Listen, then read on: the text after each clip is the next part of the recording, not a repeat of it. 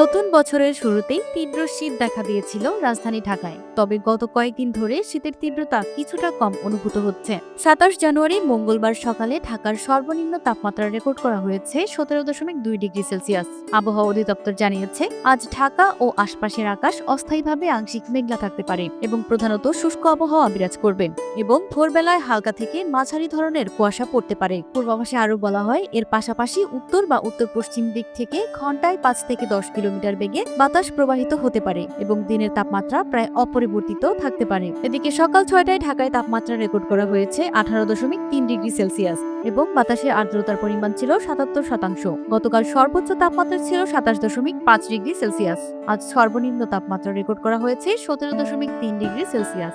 আজকে সূর্য অস্ত যাবে সন্ধ্যা 5টা 41 মিনিটে এবং আগামীকাল সূর্যোদয় হবে ভোর 6টা 42 মিনিটে।